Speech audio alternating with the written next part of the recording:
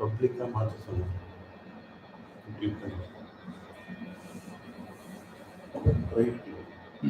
Private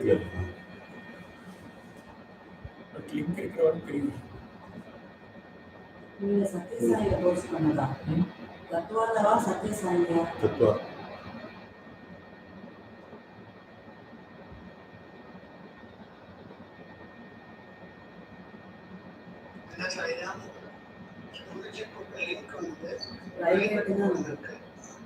So I click panna. This video is private worth. In the sense kanne public announced already.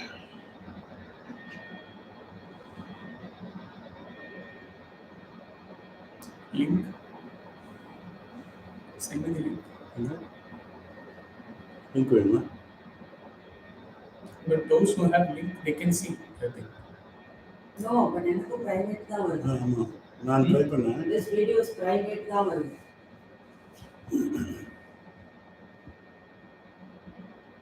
Send me the link.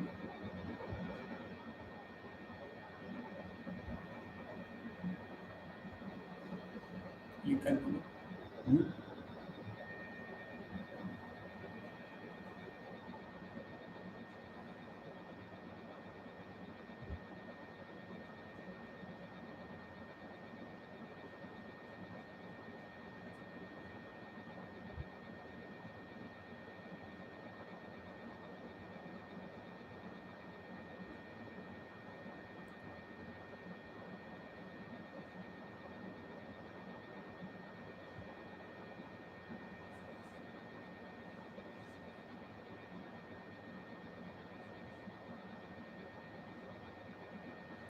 Now that means others cannot see. Without your permission, you cannot see it.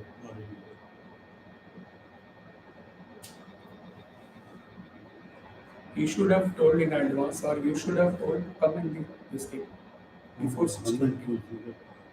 Communication for the full signal. என்ன தெரியும்?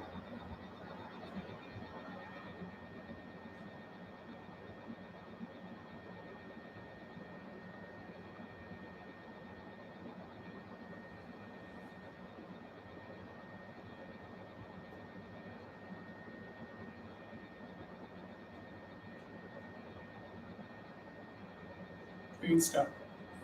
Let them see the video. You should have come before and told.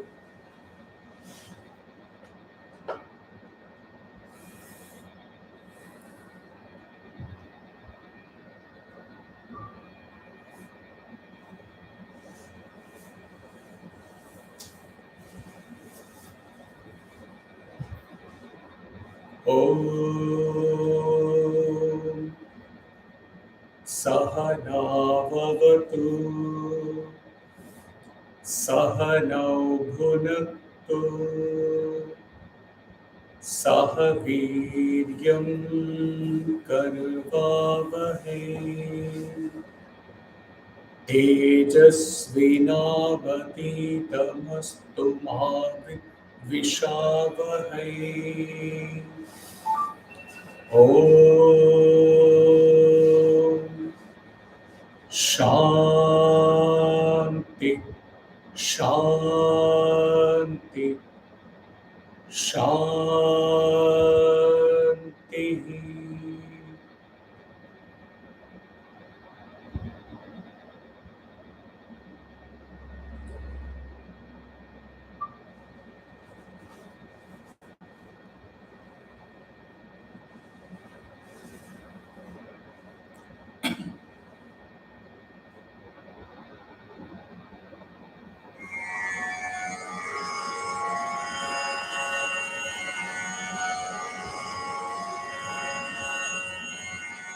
akiñcanabhavaṃ svāsthyaṃ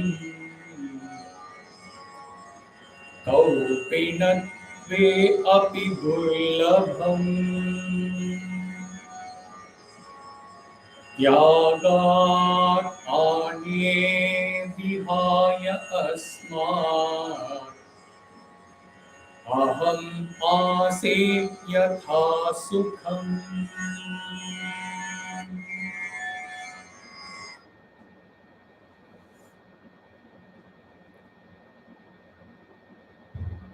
The tranquility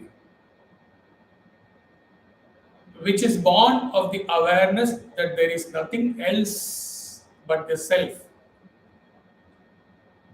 is rare even for the one who just wears a lion cloth. Therefore, giving up the ideas of renunciation or acceptance, I live in true happiness.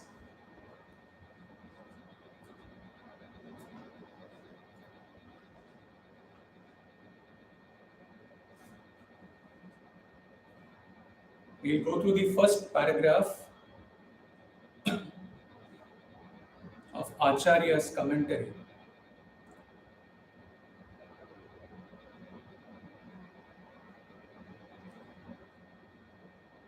Even for one who has renounced everything and has only the barest minimum of even his essential requirements of life, such as food, clothing, and shelter, even to such an individual, the experience that there is nothing but the self, akiñcanabhavaṃ, and therefore nothing else have ever been born as the universe, this bhava is indeed rare. To renounce or to accept, there must be still the lingering shades of one's individualized ego. When the ego has completely ended, there is none in the individual either to accept anything or to renounce anything. And that is the state of supreme bliss. Therefore, says Janaka, giving up the ideas of renunciation and acceptance, I live in true happiness.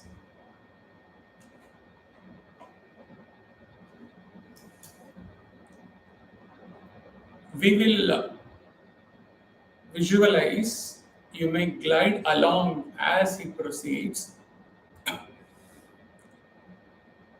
We will visualize or contemplate on two scenarios. The first is the scenario of a normal jiva who is still very much in the world, in the samsara. And then, after having gone through this, we will validate this verse with the one who has transcended this creation.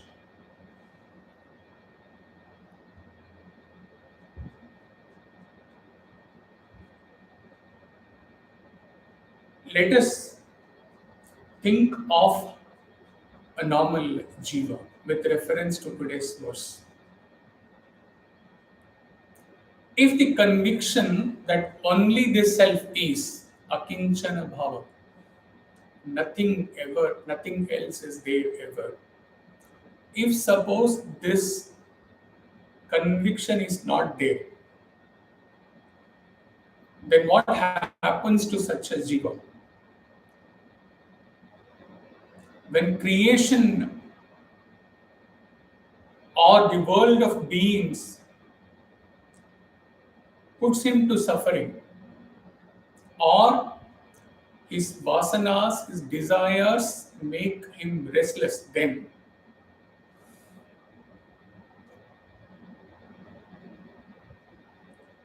referring to the lion cloth in this verse, even suppose he has left the world and taken to recluse and lives in Himalayas, what will happen to such a jiva then? We can validate this to our own life if and how much extent this is true for us. Even if the family is renounced, all luxuries are renounced, and he lives in some kutir in Uttarkashi, he may not get that 100% tranquility all the times. The simplest possible life a jiva can lead, given in this verse, is just existing with a lion cloth, with the kaupīnatve'pi.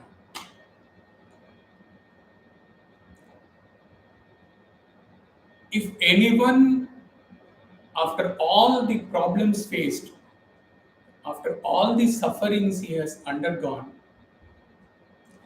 gets frustrated in the life and then he decides to leave the world and live alone, and he goes to the Himalayas and lives there as per this verse with the minimum requirement, but not with the conviction that only self is, or in easier terms, only God is.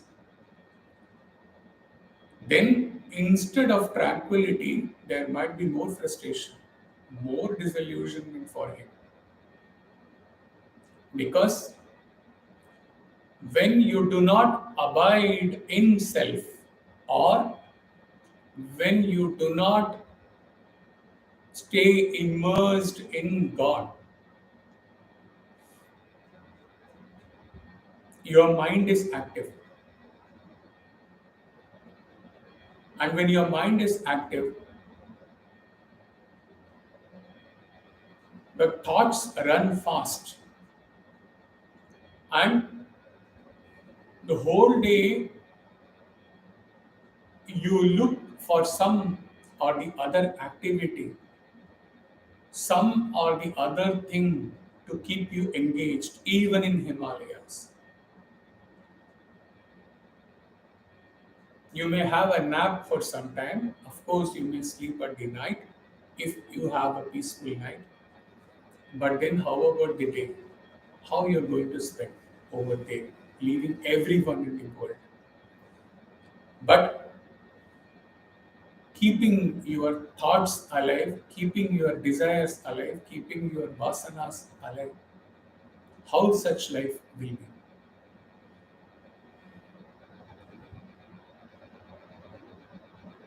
As there is no activity perhaps, or minimum possible activity over there, there is nothing to keep yourself engaged over there. There is no diversion possible there to forget your past miseries, because you are not abiding in self. Life would perhaps be more worst there, even as compared to if you are living in wherever you were before leaving the world and going over there.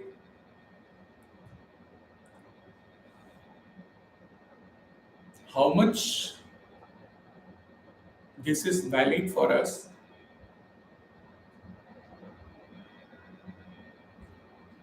No matter where we are, whether we are in Muscat, whether we are in India, whether we are elsewhere, how much this visualization applicable to Jiva is applicable to us,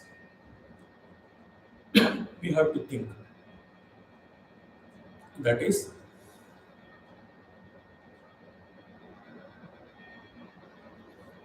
with the spiritual path going on one side, or for few these sessions are all on another side,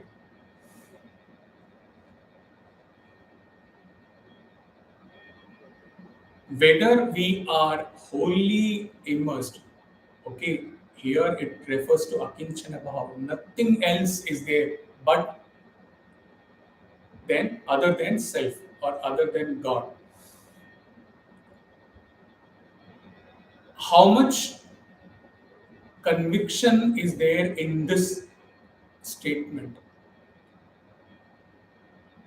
How much we are living in this statement, not as a statement in finite language, but in our life, how much we are living thus.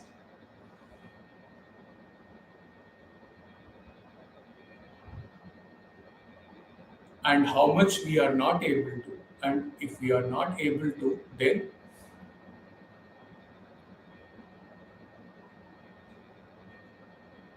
what is the degree of restlessness we are going throughout the day?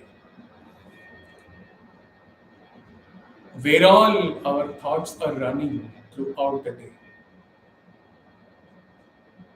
We have to think.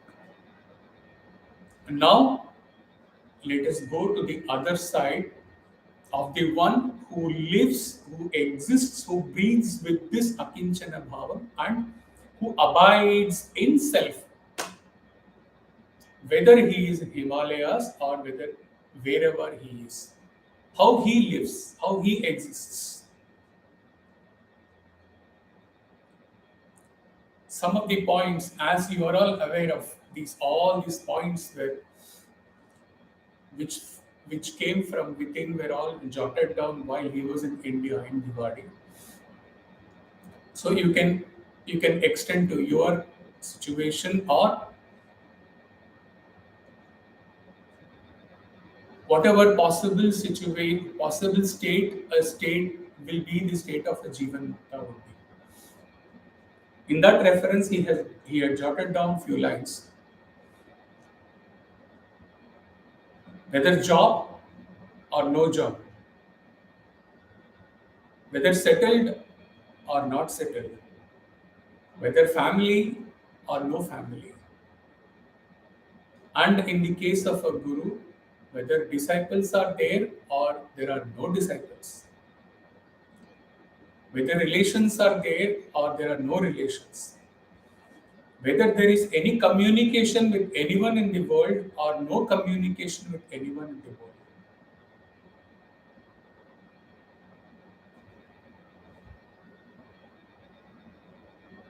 None of these things really matter. Anything happening in life or not happening has no relevance. The renunciation is not outside, apparently. It is within such a seer, and it is in totality, it is in abundance, it is wholesome renunciation. There is no search for any activity, there is no need for any engagement. The self is wholly as though engaged in itself, with no object outside the self or outside the God for it to engage itself. Everything is within. Total peace is within. Total bliss is within. Time, space, objects cannot touch that bliss within. And suppose all these points are mentioned here with reference to the one who has renounced everything from within, but still existing in the world as a householder. So, what this creation would mean to such a seer or such a Jivan Mukta? What is creation for him?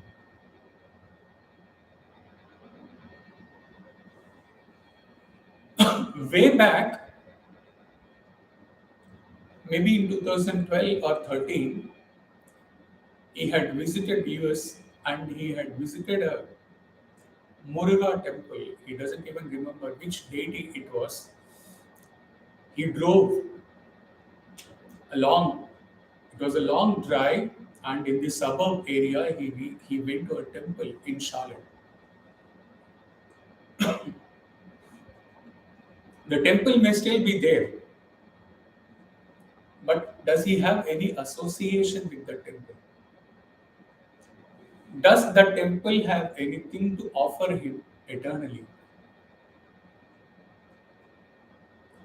Though the experience there would have been inexplicable, but then throughout the life, it is not, he is not mentioning about this inner experience while in the temple. He is telling about that temple per se.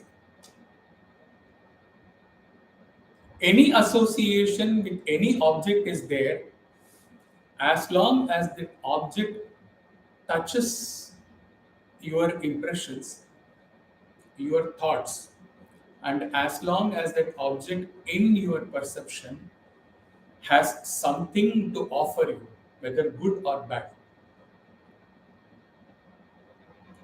Needless to say, that temple has nothing to offer me, good or bad, throughout my life.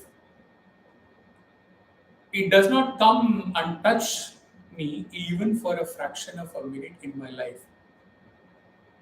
So, in effect, though the temple may still be there and may continue for decades, it is not there for me because I don't perceive, I don't think about the temple.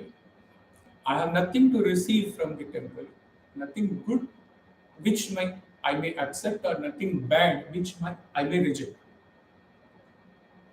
This is because I have no mind to think about whether I receive good or bad from the temple. To think if the temple exists, and if at all it exists, I have nothing to accept or reject from the temple. All that have been shared about that small temple in one place in US, in this world, just magnify it and instead of the temple, replace the temple with the world, with the creation.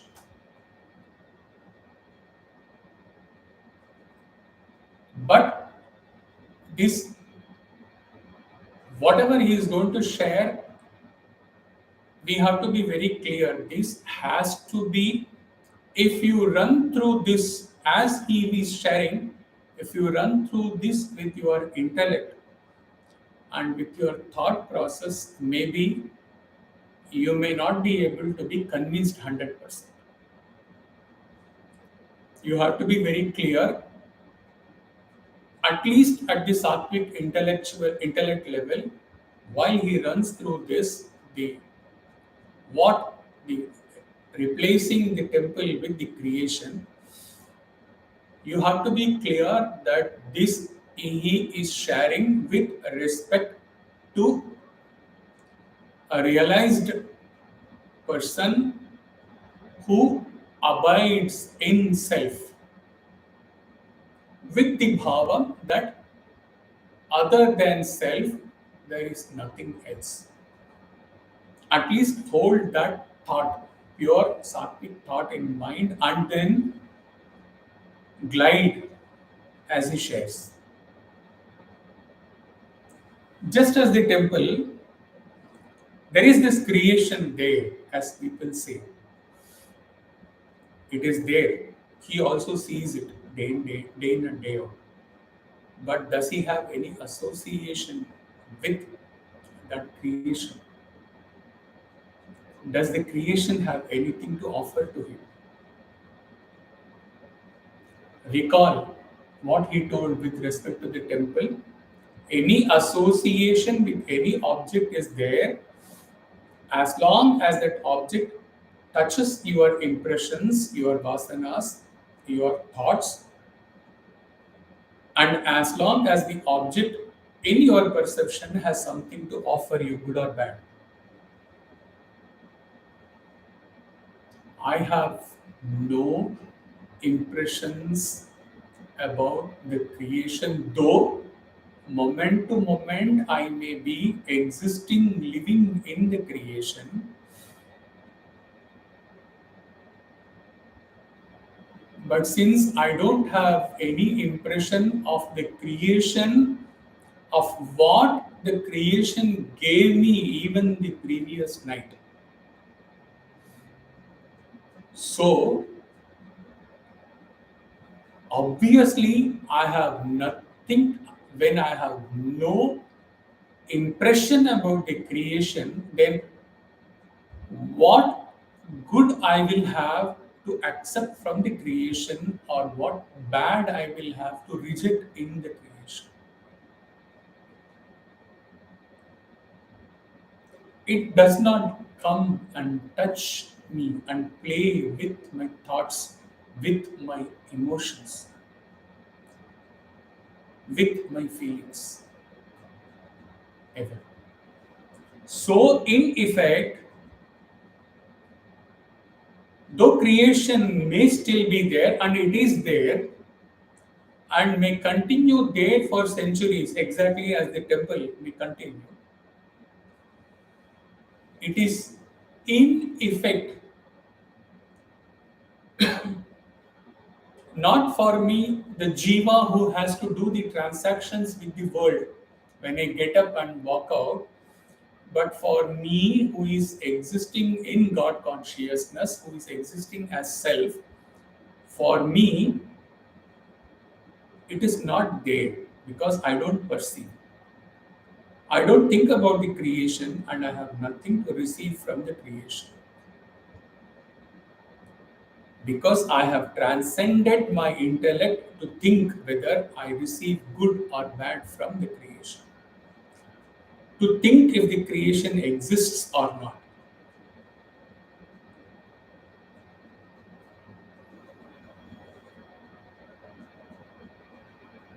And how does, specifically in that state, how does this translate when it comes to people in the world who might have given him good or bad in the past?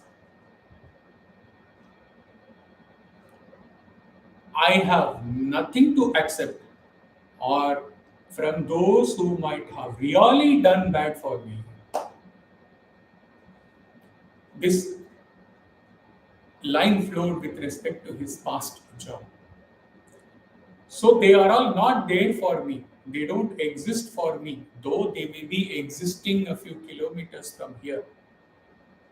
In reality, same thing applies to family. Same thing applies to parents. Same thing applies to everyone. As per the subjective experience on self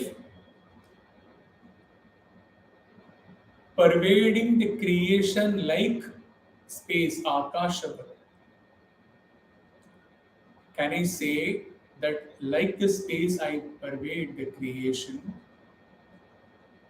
No. It is a step further, as he clarified in one of the talks.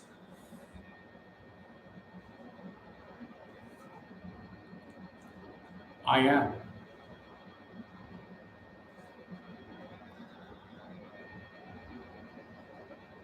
In the transcendental state, I am not even aware of the space. If you say space is there, maybe space may be within, or even if it is not appropriate in that state to say space is within me, because that thought has come that space is within me. It is more appropriate, though through finite expression, to say that my existence as self is ananta, infinite. Afterwards, you take over. If you say, sir, this space is there, I would say, okay, maybe it may be within, I'm not aware. And within the space, if you say creation is there, I would say, oh, okay. Is it? Maybe. If you say creation is within this space, maybe it's within me, but I am not there.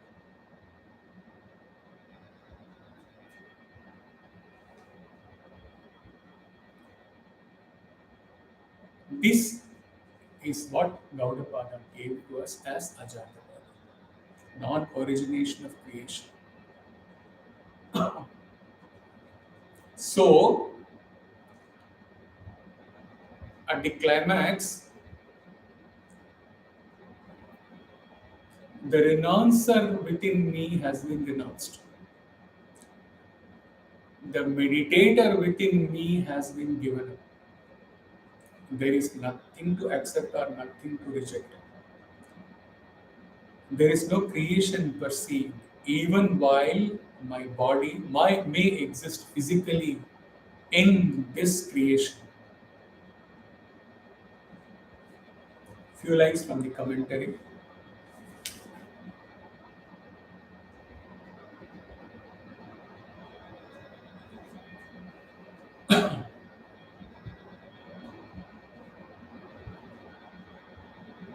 This is the extension of where we landed ultimately, that though the creation is there physically, even I transact in the creation for my livelihood or my family or whatever responsibilities I have taken up. Still, for me, the self, pure consciousness, there is no creation. Echoing the same truth, Acharya writes, he refers to a verse from Mandukya Karika, which was given by Gaudapada. In the Advaita Prakarana, it says, यथा न जायते किंचित जायमानम samantata, from which nothing is in reality born, though it appears to have manifested in endless forms.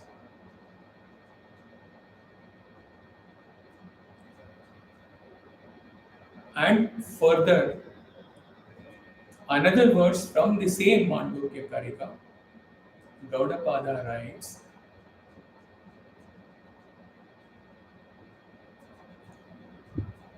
न कश्चित् जायते जीव संभवोऽस्य न विद्यते, एतत् तत् उत्तमं सत्यं यत्र किंचिन् न जायते. No jiva, the egocentric separative creature, is ever born. There does not exist any cause which can produce them as its effect. This is the highest truth where nothing is ever born.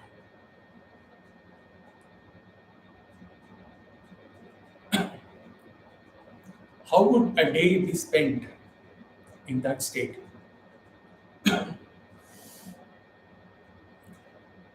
With no thoughts of how to spend the day or what to do in a day when he gets up, with just things taking place moment to moment, having given up the creation that is insentient and has merged with the God who is creator. Go back to a couple of verses in the Ashtavakra Gita. First it said, and he gave a special additional talk to you, small satsang to you, on how insentient the creation is, referring to the magic show.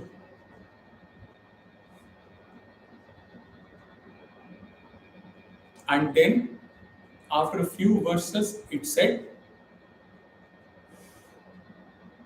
it referred to Ishvara, maybe the first or the second time in this treatise. It said that Ishvara is the creator and he exists in all.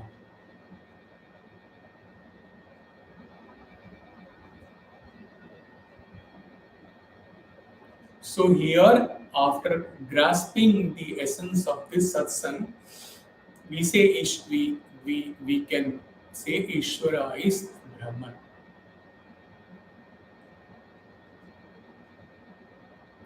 The creation is insentient. We have gone far beyond even that one expression that the creation is insentient. We have ruled out the creation. We have ruled out the creation when we are existing in aloneness of self. But when we go out and act in this world, then also, while acting in the world, intensely acting in the world, then also you can live with the same akiñcanabhavaṃ. You can still exist in that state that there is no creation. How?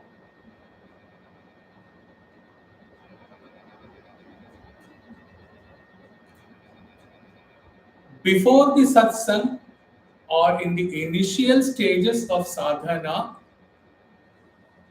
the solution given to handle this problem of creation is hold on to the Ishvara who is the creator of this creation, or see Ishvara everywhere in all in the creation. This is at the KG level in Advaita Vedanta. Not to undermine that state also. Even if we are able to exist thus in the whole life, that is sufficient. But in the path of self-inquiry and self-realization,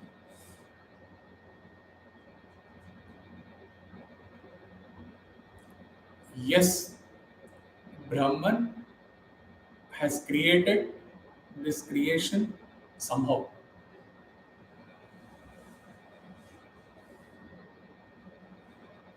And while I am in the creation, after all these teachings, after all the Shravana, Manana, Nididhyasana and all these, it is not the state where I would hold on to Brahman or try deliberate to see, feel, experience. Of course, Brahman cannot be seen. To experience Brahman everywhere, all those things are all, then it comes to deliberation. Then your mind comes to play. That verse means at this state, after having gone through the verses from the Mandukya Karika, that the creation was never born, while dealing in the creation, the solution after going through that Ashtavakra Gita verse is exist as Brahman.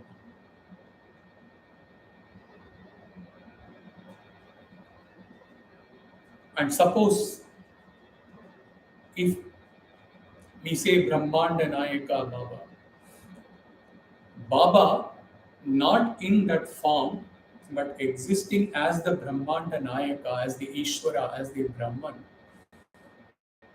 formless.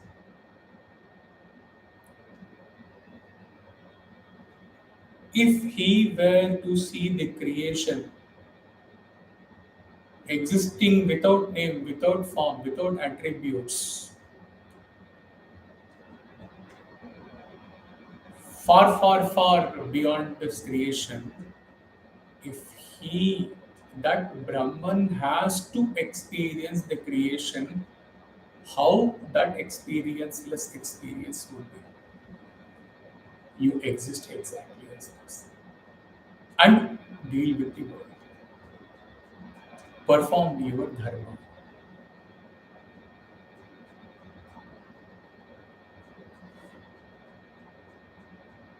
may seem very difficult,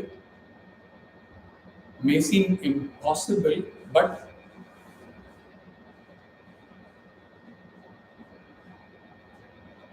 the truth remains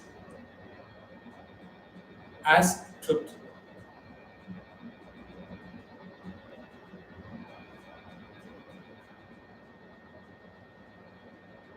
Satyam, consciousness, Brahman, or the one truth, which all the Upanishads echo, that possibly cannot come down to suit our level.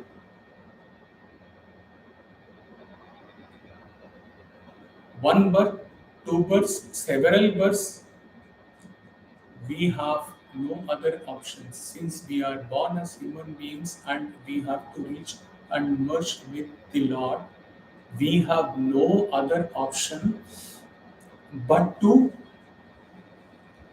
go in small steps or in large steps, depending upon our craving, depending upon the sincerity of our purpose of God realization, depending upon how truthfully we are endowed with the four qualifications sadhana chatushtaya, depending upon how much we are lit up with the fire of mokshatva, craving for realizing God within us, we have to go up and reach there and exist as thus. That we cannot pull down the truth, transcendental truth, to suit our state in sadhana. And in fact, we do that only day in and day out.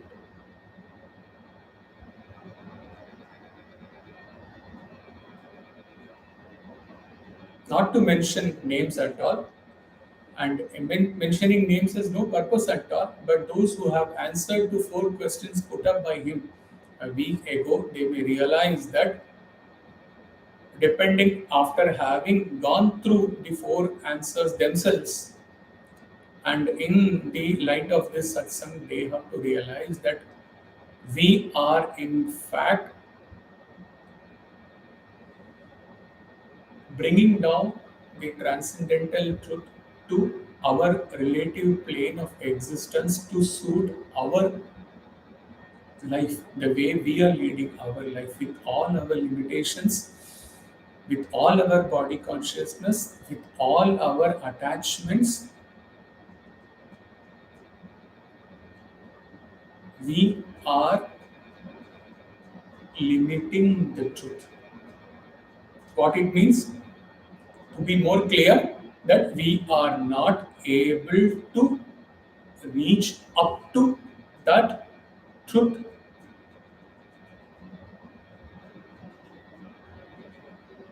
At least in that prescribed 1 hour sadhana daily.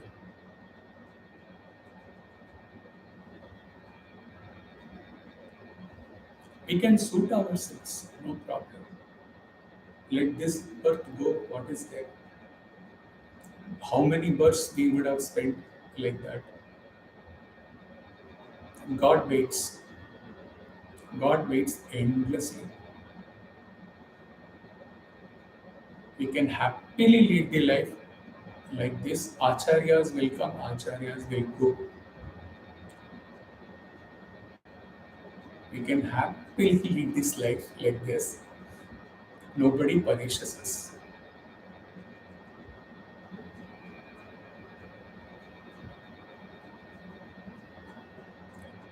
Like for the devotees or for the students or for those who had the privilege of sitting in the veranda in Prashanti, or the devotees who would be getting the first line in token, till the time the form was there, there was a possibility, there was little that fear that he, of course, he is watching us. So in the evening when we go and sit for the bhajan, he can catch hold and he can say, hey, what you are doing in the daytime. So it was more out of that fear than the sincerity of the purpose that perhaps some kind of righteousness might have prevailed. He's talking about maybe some, not all. But after that form has left, we are scot-free.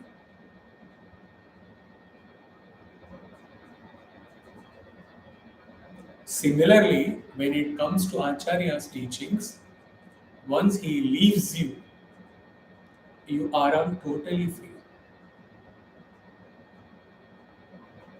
No scolding, no monitoring, no yelling,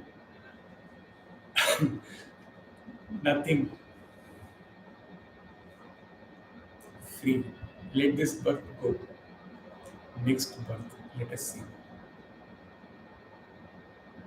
Or let this age go. Let us see in the old age. Up to us. Should we take this route, or should we think that 30, 35 years, 40 years, 50 years, 60 years have gone already? Either we postpone to our old age when we catch the bed, or to the next birth, or we think the other way, that what we have wasted already and how much time we are left with.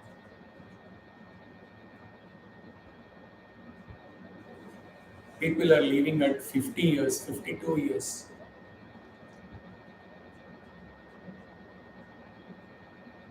How many days, how many days or years we will live? How much time we have?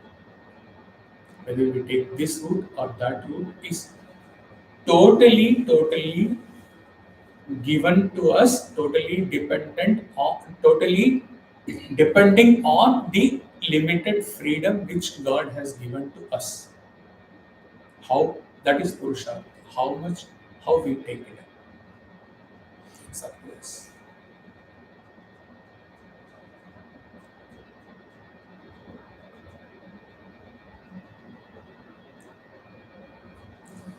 So,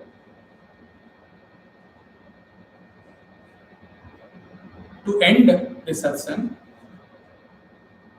in that state, existing as self, when he walks in the streets, when he takes up activities, it will be not comparing with Swami, but the state, inner state in which that activities are taken up will be, just imagine, it will be like Swami exists as Brahman, Nirguna Nirakara. And when he comes down as Satya Sai and takes up activities, what would be the background, or what would be the essence, the backdrop or the essence with which Swami would be taking up activities as the Chancellor, or as Bhagavan, giving darshan, giving discourses, everything? What would be the essence? Exactly the same will be. Not comparing with Swami at all, but in essence, the spirit, it will be the same when one has realized self, when you exist as Brahman, and then takes up activities in the world. And what is that essence? Love.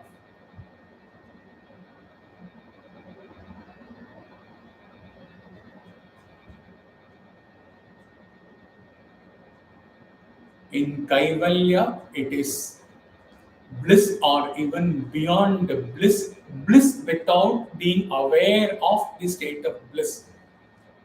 And in the world, it is love.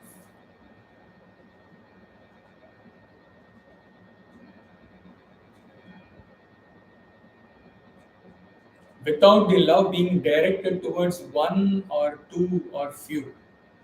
It is love, existing as love.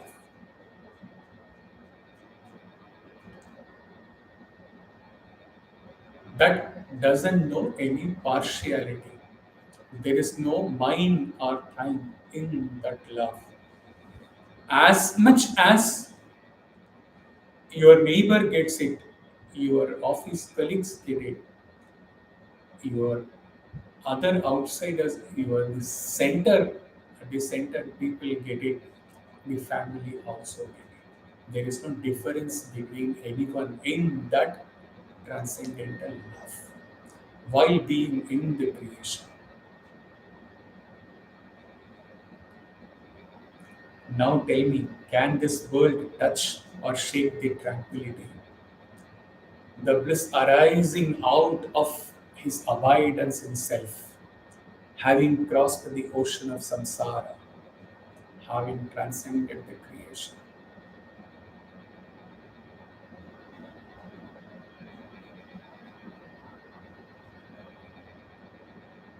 The satsang comes to an end, but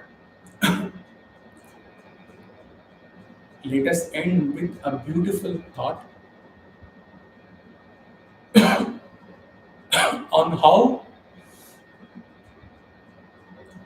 this final returning to home, the final homecoming, reaching God, merging with God, and existing as God in the path of love or the path of devotion, what expression would flow? He had dealt with this song many years before.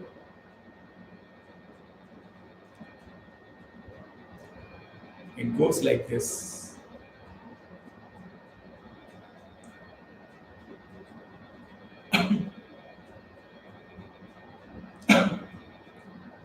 लाए क्या थे जो लेके जाना है, नेक दिल ही तेरा खजाना है, सांझ होते ही पंछी आ जाए, अब तो घर जाओ, अपने घर जाओ,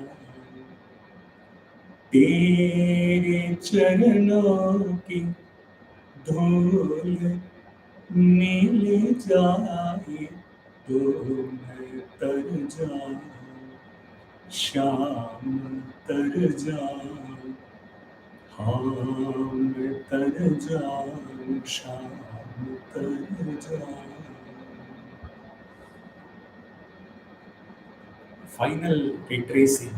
What did we bring which we have to take back with us? This is a state of total renunciation where we have nothing to accept, nothing to reject. A pure heart is the only treasure that we can own. As the sun sets, the sounds of the chirping of the birds is heard, reminding me that it is the time for you to return home. Let me return to my home, Kaivalya. O Lord, even if I get a dust of thy feet, I shall cross this ocean of samsara. Krishna, I shall cross the ocean of samsara. The bhakta keeps singing, and then when he has actually crossed the ocean of samsara, there is no one there to say, हाँ मैं तर जाऊं, शाम तर जाऊं. No one to say that I shall cross the ocean of samsara. Because after crossing the ocean of samsara, all that is there is pure silence.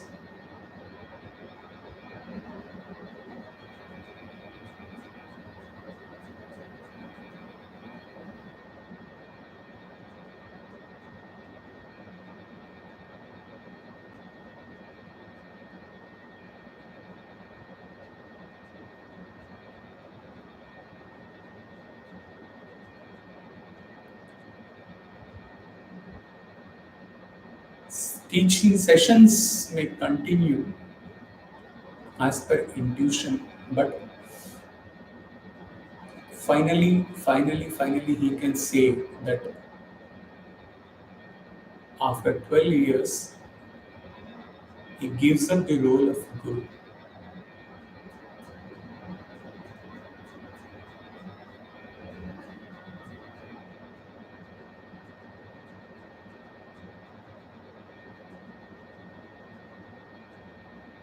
And he is not able to know, not able to understand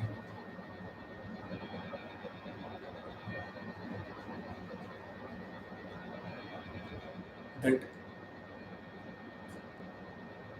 the one underlying essence behind the 12 years of teachings, which has been this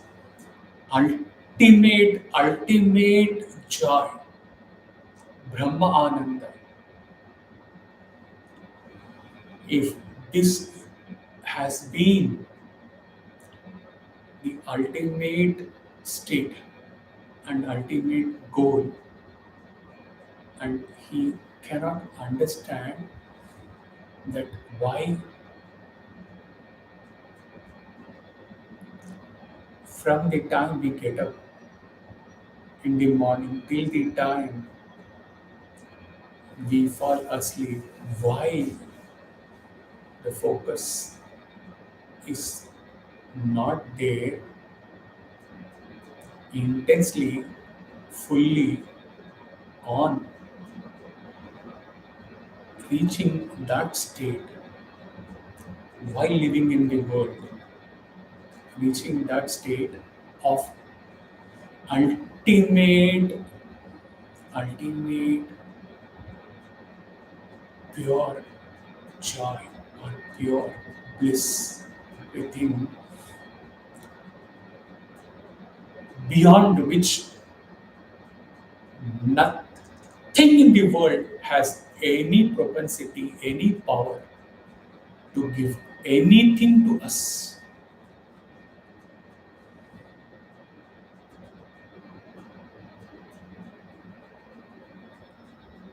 Maybe he failed, maybe he could not teach properly.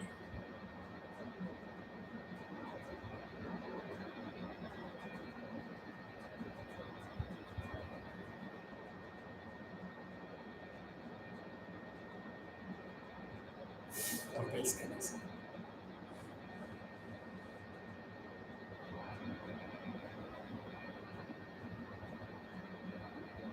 Hari Om Tat Sat.